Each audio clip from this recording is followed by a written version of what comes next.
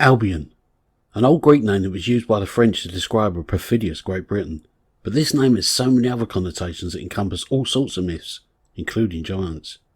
Included in these myths is the good ship Albion, a vessel by which the Libertines could sail to Arcadia, a fictitious land, the Libertines' private world, a vision of England in which no one was tied to societal rules, and in which everyone is free to do as they wish. A libertarian commune of the soul, a land where cigarettes grow on trees and all benches are made of denim. We won't go into Duran Duran here, as this would certainly not be cool, but putting all this aside, there is perhaps another myth that surrounds the song Albion, originally demoed by the Libertines, but later released by Babyshambles. For nearly 18 years now, there has been a myth that neither Peter Doherty or Carl Barat wrote the whole song Albion, and in fact it was born from a poem, actually written by Mark Beavers. Now I'm going to cut short the full story and just stick to the main points, as we all know that unless there is a published poem or recorded song out there, it's impossible to demonstrate absolute certainty as to the validity of a claim such as Mark's. I wouldn't normally research such a tale, but I've personally watched for some years now just how Mark has been treated for speaking out about this, and was quite stunned at just how much hatred and abuse he has had to endure from diehard fans of Peter Doherty and the Libertines, considering Mark's only request for the use of these lyrics were a pint of beer each time Peter visited his then hometown of Saltburn. Now if you're a fan or a follower of Peter Doherty, you will know that his reputation for crediting writers and co-writers are a little bit hit and miss to say the least. We have blatant examples such as Baddy's Boogie, where he was sued and eventually settled out of court for £10,000 after failing to credit Nick Toxic when he used his lyric, "It's a lousy life for a washed up wife of a permanently plastered pissed up bastard." This is from the poem Stiff with a Quiff that was written in 1983 when Peter was just 4 years old. It's also worth noting here that Peter originally credited Kate Moss, his then girlfriend, for co-writing credits, but she was later removed. Now again, when this has been mentioned within fan groups, they are quick to jump to Peter's defence, stating he had no involvement in who was credited, or simply forgot where he had heard the line due to his lifestyle at the time. But on the flip side, this particular legal battle ran for 5 years before it was eventually settled by Peter's management, so some would say ample time for Peter to become involved, or to recollect where he had seen the original lyric, because in this particular case it was published and thankfully protected by the same copyright laws Peter and his management used to protect his songs. Toxic actually said, "It is daft because if Peter Doherty had just picked up the phone and rung me and said, 'Can we use your lyrics?' I would have said yes, just give me a credit." Now I have made biographies about certain artists that I remember from the heyday of the indie scene, and during my research I have been told and shown that Peter is more than partial to lifting the odd line, or indeed a whole chunk of song, adding or changing the odd word or verse, recording and then passing it off as his own.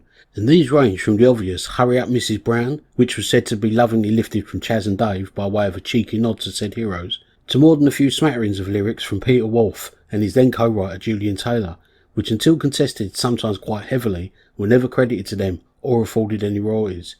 There were also double dips in the case of Can't Stand Me Now, which took Mark Hamilton, also known as Mark Myers, but much more well known as Mark Kidd to the band's Senseless Things and Dead Cuts, to threaten legal action before he was awarded his writing credits and somewhat minimal royalties for what is largely rumoured to have been mostly Mark's creation. Now I say double dip because Mark Kidd was also originally denied his writing credits and royalties for his song Who's Been Having You Over, for which Peter originally credited just himself and his then girlfriend and now his wife Katya Davidas, until legal proceedings were brought into motion. Also amongst these alleged cases are quite a number of fan-based poems and writings that were requested via websites and forums over the years and then used within various Libertines and Doherty songs. I can attest to being approached mostly whilst researching totally different artists and areas of that artist's life where Doherty is mentioned, by numerous people that have given me examples, but are far too worried about coming forward again after all these years, because when they did originally they were relentlessly ridiculed, abused and trolled, not just on these websites and forums, but also in real life. So I'm going to put to you today Mark's story, and although I can't offer absolute proof, I can hopefully at least demonstrate that Mark Beavers should not be totally dismissed as a crank or a nutter, because trust me, he's neither. Mark Beavers is a retired creative writing tutor and English language tutor, aged 70 next January. He edited a magazine called Saltburn Scene for almost 10 years during the 1990s and had been on BBC TV and regional radio and in the press for his poetry and other articles during this time. One day he was given a fanzine, much like what you see here.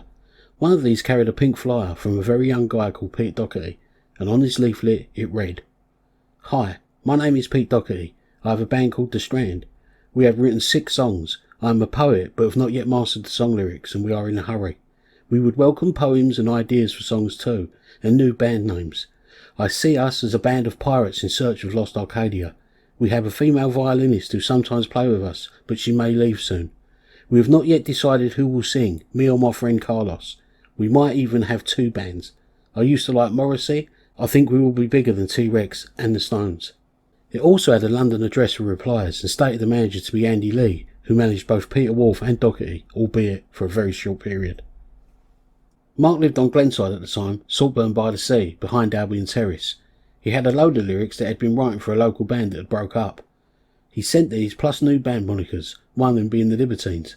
He remembers saying that the name suited pirates and that he wanted the local band he knew to have the name Libertines, after the surname of their leader Duncan Libby, but they had turned it down.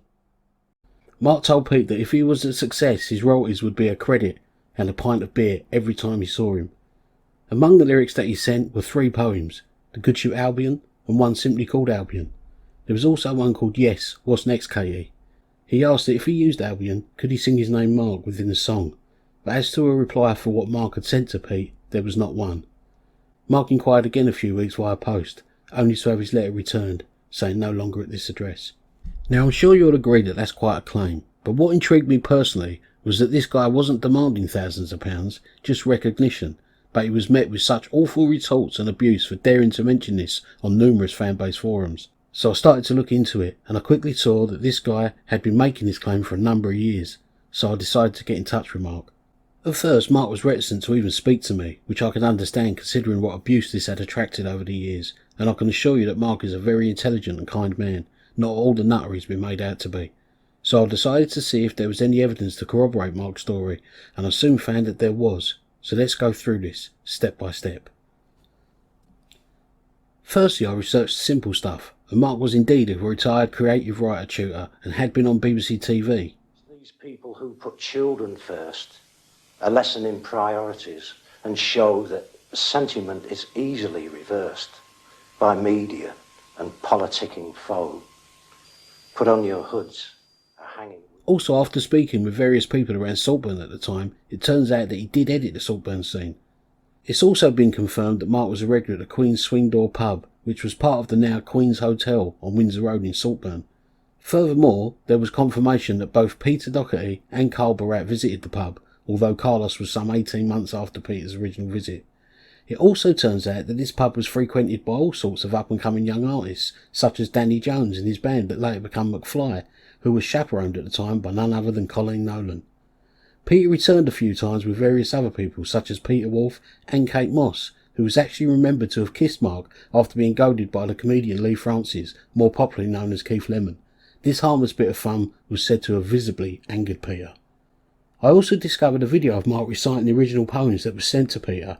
This video is 14 years old, though it was filmed 16 years ago.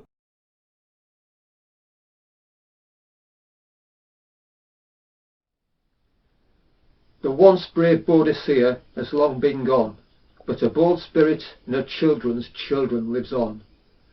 Until they go the way their parents have gone, they'll sail aboard the good ship Albion. It chars my heart to hear you call for the good old days. The good old days were the bad old ways. The Arcadian dream is all but over, but the ship Albion sails on course. Man the decks, yes, go oyster rigging. The pigman has discovered the glorious sauce. There are 12 rude boys to each small boat's oars.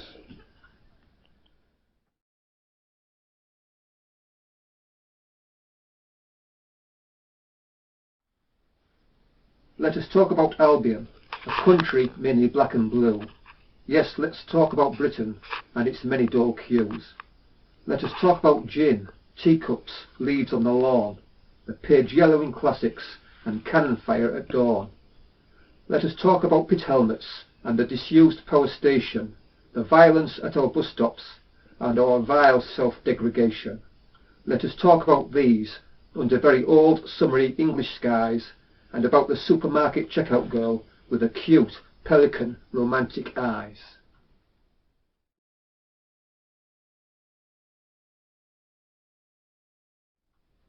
You are such a sweet girl in a cruelly cold world. What now will you do? The drink goes steadily down. Yes, I sink the beer brown. Kate, what will become of you? Find polka dots in my eyes. find polka dots in the skies. Polka dot dresses are everywhere.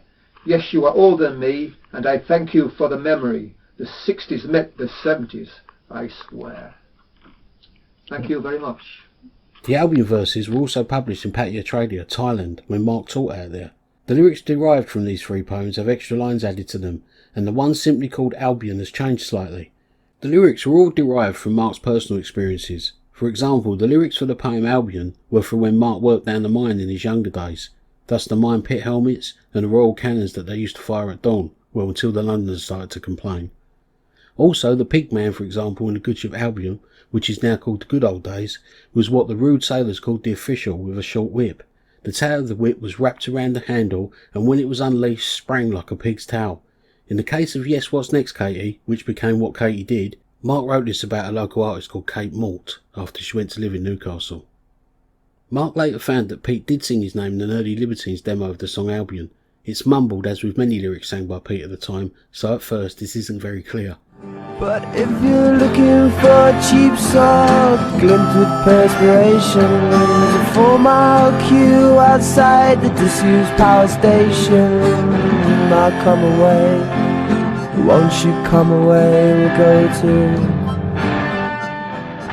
But if we isolate the vocal, you can definitely hear what could be Come Away Mark. But if you're looking for a cheap song, glint with perspiration, there's a 4-mile queue outside the disused power station. I'll come away, won't you come away, we'll go to.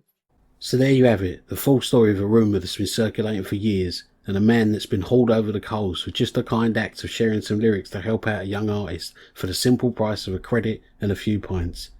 I made this video not to bash Peter Doherty, but just to show that there are always 2 sides to a story, or as my old granddad used to say, 3 sides, the side of each party and the truth. The conclusion is up to you, of course, but maybe think twice next time you hear the genius songwriter you worship, whoever that may be, and consider that even they could have needed a Noel Gallagher amount of help now and again.